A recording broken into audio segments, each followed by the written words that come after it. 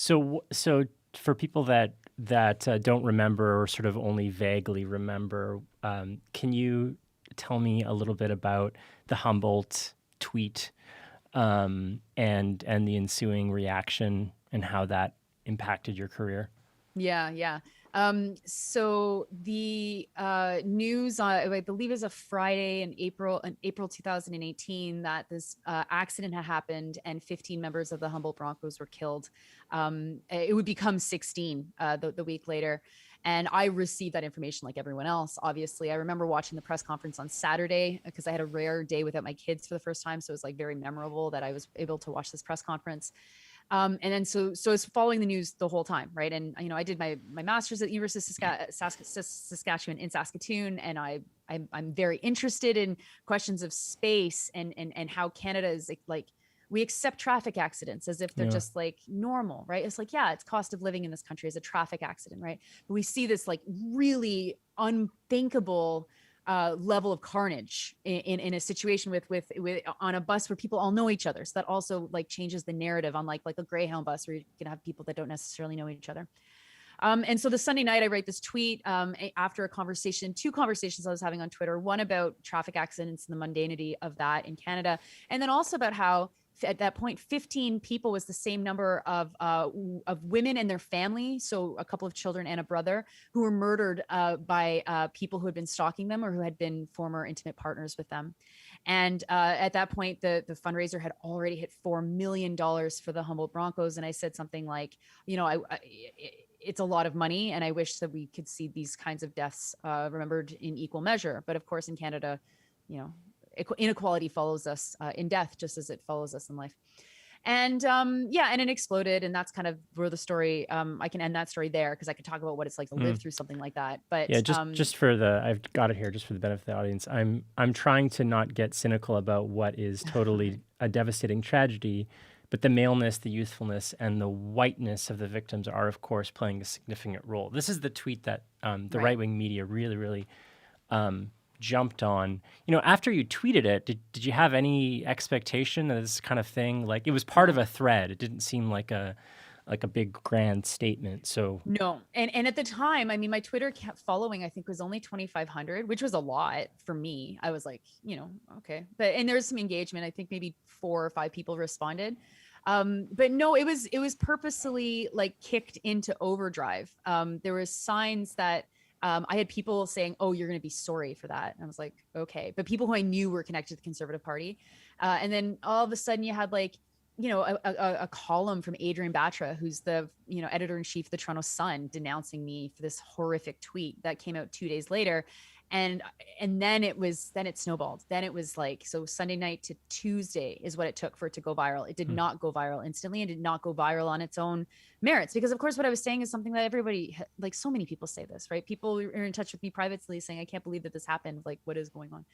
And so that week, I remember meeting up with a journalist for lunch just because he was in town covering the Bissonnette trial, the murder of the shooting at the mosque. It was his sentencing hearing, and I said to him, it's wild that I'm the most hated person today, while you're here writing about someone that literally killed 6 people in a mosque. Like, isn't that just so ironic?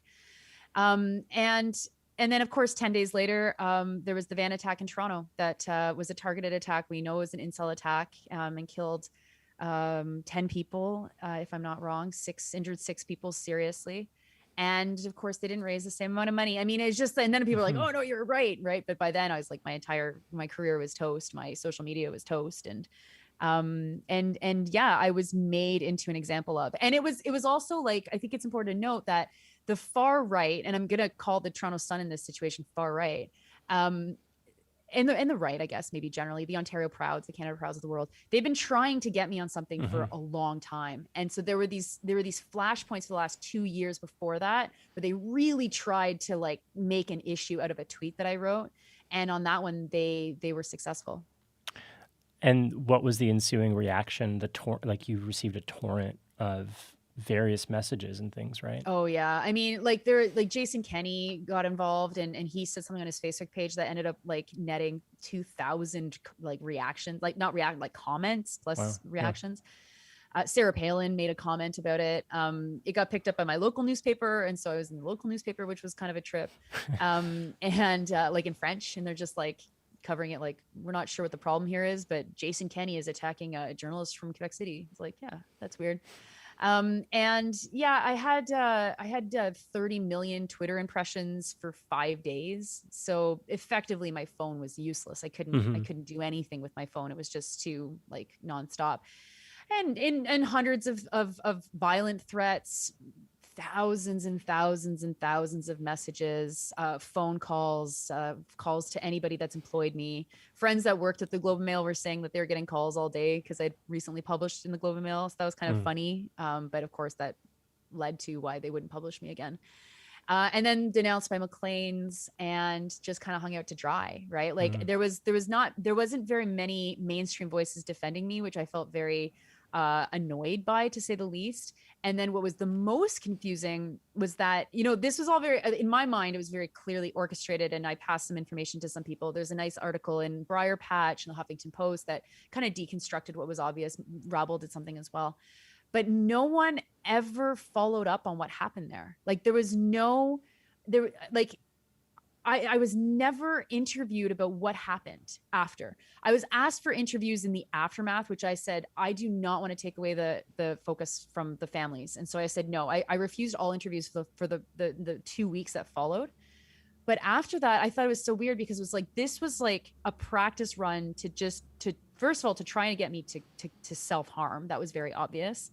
And to silence a critical journalist. And there was no interest from the mainstream journalism establishment to have this conversation. I got private messages from some people, the Canadian Federation for Free or the Canadian Journalists for Free Expression, CJFE, which doesn't exist anymore, of which I was a member. They didn't say anything. It was wild. It was very wild. And it felt like it was because it was me. Or not me personally, but because it was someone who's left-wing and critical and who mainstream media would rather like see go away anyway. They were just like, oh yeah, nothing happened. Nothing happened. I was brought into the CBC did ask me on to a show on the Sunday morning show, which used to be Wendy Mesley's show. And it was a joke. I mean, they flew me in for a 3-minute clip because Bill Morneau ended up saying yes to an interview, and they're like, sorry, we had to cut the segment. And then the other guest had to record his thing 3 times because Mesley thought he was being too political in his comments. It was just like, it felt very surreal. And then it just disappeared from consciousness, not about its impact on me personally, but what does this mean in general for left-wing critical journalism, or anybody that's outside the mainstream? Just no self-reflection on that, and no using this as an example for what is to come. And of course, what has come, well, we've seen now it's even worse. Now it's normal and way worse. So when you face that kind of like torrent of right-wing criticism, like the true cancel culture, but also, like you say, the people that are colleagues that don't stand up for you, and you're sort of like there alone holding the line. I mean, how do you process that personally? Was there a part of you that thought like, I need to apologize, I need to change course? Like, how do you approach that? Yeah. So they picked like the right person to do this to, because I was just like bring it. Like, there would be threats like, I'm across from your driveway right now and I can see you. And it's like, I don't have a driveway. Like, I'm not, you're not going to scare me. Like, what, you're going to kill me over that? Okay, fine. Like, sure. My kids will be mad, but whatever. Right. But yeah, it is very, I think that the one emotion that I do keep coming back to, and I have to be very careful to not like hold on to it too long. And I don't get obsessive by it. Like, it's not something I have to actively push away, but it's very hard to not feel like totally bitter. Very, very hard. And when you stare at that bitterness, it's like staring at the sun, right? And you're like, no, I have to just forget how spineless and how cowardly and how not journalistic, and how there's no solidarity within this industry. And I'm up against that all the time. I'm up against it all the time. And so I have to just remind myself that if it wasn't like this, I wouldn't probably have to do the journalism that I do. Hmm. And so that would be cool. And then I could do something else. Then maybe I could actually be the one that gets to write about my kids or donuts or something like, well, you know, light and fun. But that's not the world we live in. And so I try to transform that bitterness into just being like constantly not surprised. Right. Constantly not surprised, never really disappointed. Disappointed sometimes, but really not really. You know, I've pitched to the Globe, I think maybe 7 or 8 times since then. And every time it has to go to the editorial board for some reason. And every time they're like, no. And so it's not crushing. It's just like, add that to the list and I'll go somewhere else and someone else is going to take it. And it's, I mean, it's all intended to grind me into the ground. And as I say, they picked the wrong person for that because I just can't be.